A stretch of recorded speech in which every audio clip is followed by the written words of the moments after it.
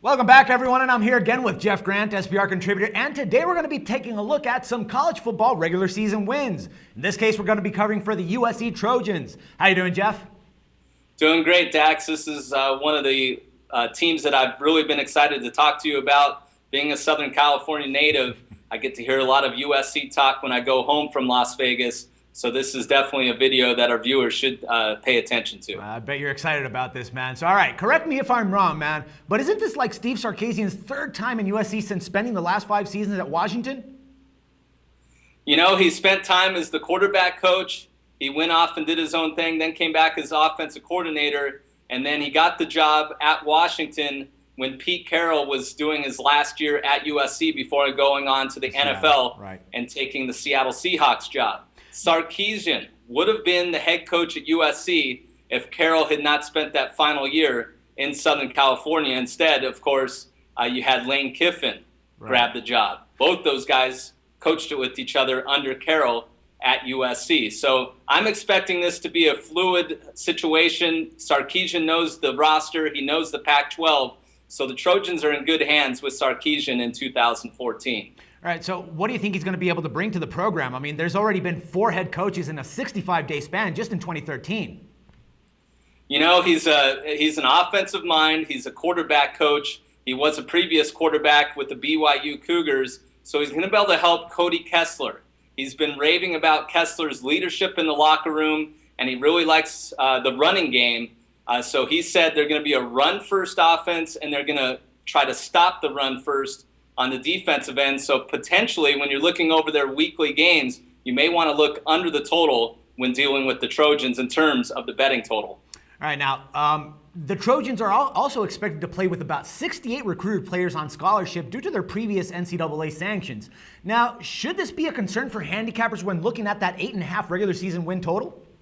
Absolutely, especially when you look at Pinnacle Sports. I saw the updated odds this morning. Over 8.5 was juiced to minus 193. Ooh-wee. So they haven't moved it up to 9. They're keeping it at 8.5. And yes, they have a lot of talent. When USC sends out their top 22 players, they can play with anybody in the country. The problem is when you have 68 scholarship players, and that number is even fewer now with a couple injuries leading up to the season, that's a daunting task when I think the Pac-12 conference is going to be the best conference in college football. And they also have a challenging schedule. They have 6 home games and 6 road games, and those 6 road games aren't exactly give-me's. So it's going to be tough for the Trojans to get over that number. All right, well, since you mentioned it, yeah, they got 6 home games, but they will they be running into trouble on the road now, especially since they're going to be going up against teams like Stanford, Washington State, and UCLA? That Stanford game is the absolute key to the entire season, in my opinion.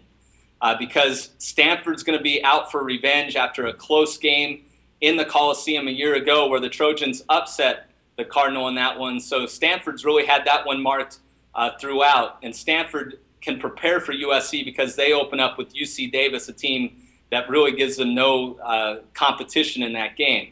So that is the key game, but you have to bet the bet the regular season total before that game happens. So you have to kind of pick your poison there, and that's one of the reasons I'm going to go under 8.5 wins for USC. All right. Why do you think that the under should be the one that we would be considering in this case?